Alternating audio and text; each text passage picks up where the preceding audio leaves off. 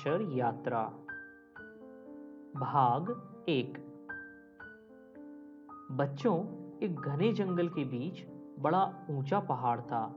उस पहाड़ के नीचे एक नदी बहती थी और पहाड़ पर एक बड़ा पुराना बरगद का पेड़ था। पेड़ तो कई थे, पर बाकी सब नए थे। वहां बरगद के पेड़ के नीचे एक झोपड़ी में एक नामक व्यक्ति रहता था। पहाड़ पर पेड़ विरल मात्रा में थे, जिन पर बहुत सारे पक्षी अपना डेरा जमाए हुए थे। वह सभी आके अच्छे दोस्त थे, परंतु दूसरी ओर नदी के उस पार छोटे छोटे से कबीले थे, जिनमें आपस में काफी शत्रुता रहती थी। वह उनकी बिरादरी के तो नहीं थे, तब भी उससे मतलब रखते थे और बेचारा उस पहाड़ी पर पेड़ों और पक्षियों की भीड़ होते हुए भी अपने आप को अकेला और कमजोर महसूस करता था। एक दिन ने बरगद देवता से प्रार्थना की कि वह उसे ताकतवर बना दें, ताकि उसे किसी का भय ना हो। उसकी प्रार्थना सुन उन्होंने उसी का दूसरा प्रतिरूप बड़ा उत्पन्न कर दिया। अब वहां सभी बड़ा को लोग बड़ा भाई व छोटा को छोटा भाई, परंतु सबसे महत्वपूर्ण मानने लगे। सभी को पता था कि आप बहुत नम्र है और उसका स्वभाव सबको आदर देने वाला है, इसलिए सबसे महत्वपूर्ण होने का वरदान प्राप्त है। एक दिन दोनों भाई और साथियों की कामना कर रहे थे कि उनके सामने आते पक्षी ने उनके सामने इमली डाल दी और बरगद देवता ने उसे छोटी ई तथा सामने उल्लू के बोलने से उन्होंने छोटा ऊ बना डाला। परंतु जैसे ही सभी सदस्य पहाड़ी की ओर बढ़ रहे थे तो उनकी एड़ी में कांटा लगा, तो ए से एड़ी बन गया। अब तो सभी ने बरगद देवता से अपना प्रतिरूप बनाकर बलशाली बनने को कहा, तो बरगद देवता ने छोटी ई से बड़ी ई और छोटा ऊ से बड़ा ऊ भी उत्पन्न कर दिया।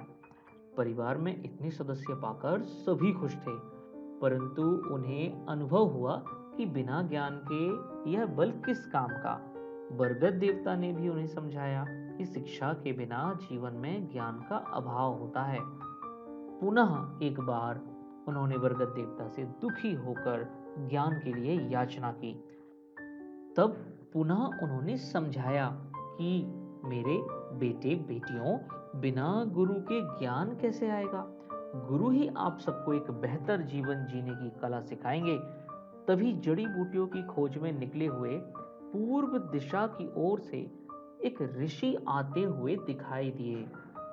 सभी ने उन्हें प्रणाम कर अपना गुरु बनने हेतु राजी कर लिया और ऋषि सबके आग्रह को टाल नहीं पाए और वहीं कुटिया बनाकर रहने लगे। अब गुरु से ज्ञान मिलते ही सब ज्ञानवान शिक्षित होकर आनंद पूर्वक रहने लगे। अब वे छोटा बड़ा छोटी ई बड़ी ई, छोटा ऊ बड़ा ऊ, र ए आई हो गए। कुछ समय पश्चात बड़ा की नम्रता और छोटा की गुरु भक्ति देखकर बरगद देवता ने उनका विस्तार कर दिया। इस तरह बड़ा को ओ व औ तथा छोटा को अम व अह का रूप दे दिया। अब तो पर्वत पर परिवार के सभी सदस्य अपने गुरु के साथ आनंद में रहने लगे। इस प्रकार वे छोटा बड़ा छोटी ई बड़ी ई, छोटा ऊ बड़ा ऊ, र ए आई ओ औ अम आह सभी हिल मिलकर रहने लगे। पहाड़ पर मनुष्यों का स्वर सुनाई दिया तो ऋषि ने बरगद देवता की सलाह पर उस समूह को वर्णमाला के स्वर समूह का नाम दे दिया। बरगद देवता तो यह बात भली भांति जानते थे कि सूर्य देवता के वरदान से जो भी इस पहाड़ पर आएगा वह यही बस जाएगा और संस्कारी होगा। और अमर हो जाएगा। सो सभी स्वर अमर हो गए। थी ना मजेदार कहानी? बच्चों, आपको कहानी में मजा आया ना? अपने सहपाठियों से इसे साझा जरूर करना। यह कहानी आप तक पहुंचाई गई है मेरे द्वारा।